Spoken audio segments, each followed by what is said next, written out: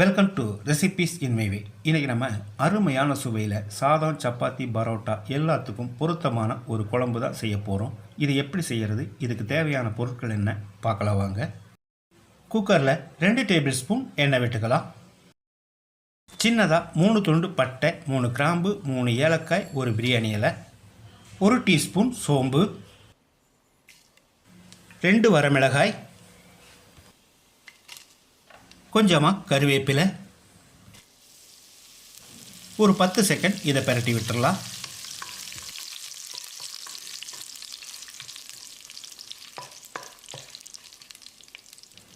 நூற்றி 150 கிராம் அளவுக்கு 3 பெரிய வெங்காயம் பொடியாக நறுக்கினது.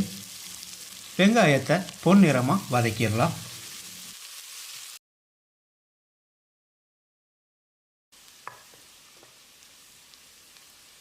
வெங்காயம் நல்லா வதங்கிருச்சு. 150 கிராம் அளவுக்கு தக்காளி, 1 டீஸ்பூன் கல்லுப்பு சேர்த்து தக்காளியை மசிகிற அளவுக்கு வதக்கிடலாம்.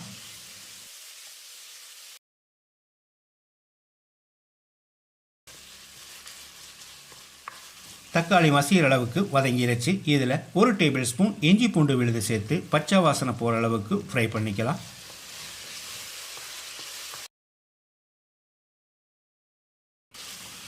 இஞ்சி பூண்டு விழுது பச்சை வாசனை போயிருச்சு. இதில் 3 டேபிள் ஸ்பூன் கறி மசாலா தூள் சேர்த்துக்கலாம். இந்த கறி மசாலா தூள் வீட்டிலேயே வறுத்தரைச்சது. இந்த வீடியோ வேணும்னா நீங்கள் கமெண்ட் பண்ணுங்கள், நான் வீடியோ போடுறேன். கறி மசாலா தூள்லையே மிளகாய் சேர்த்து தான் அரைச்சிருக்கேன். இருந்தாலும் காரத்துக்காக 1 டீஸ்பூன் மிளகாய் தூள் சேர்த்து ஒரு 10-20 செகண்ட் இதை பிரட்டி விட்டுடலாம்.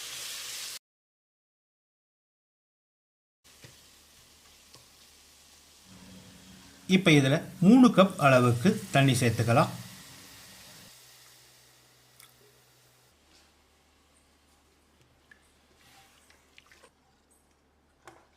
தண்ணி சேர்த்து கலந்து விட்ட பிறகு 1 கப் அளவுக்கு கொண்டக்கடலையை ஒரு நைட் ஃபுல்லாக ஊற வச்சு எடுத்து வச்சுருக்கேன். அதோடைய 1 கப் அளவு மீல் மேக்கரையும் கழுவி எடுத்து வச்சுருக்கேன். இதை குழம்புல போட்டுடலாம்.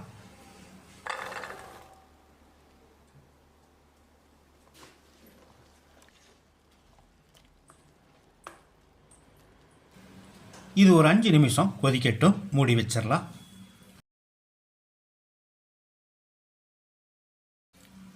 மிக்ஸி ஜாரில் 1/2 கப் அளவுக்கு துருவின தேங்காய், 1 டீஸ்பூன் சோம்பு, 1 டீஸ்பூன் கசகசா, கொஞ்சமாக தண்ணி சேர்த்து பேஸ்ட்டாக அரைச்சி எடுத்துக்கலாம்.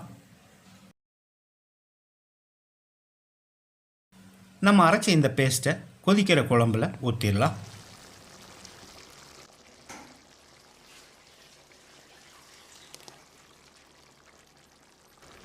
கூடவே மிக்ஸி ஜார் அரிசி 1/2 கப் அளவுக்கு தண்ணி சேர்த்துக்கலாம்.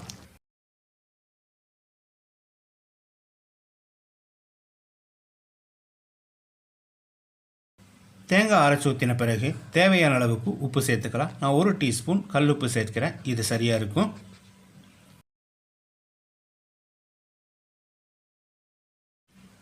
குழம்புக்கு தேவையான எல்லாத்தையும் சேர்த்துட்டோம். இப்போ குக்கரை மூடி அளவான தீயில 3 விசில் விட்டு எடுத்துக்கலாம்.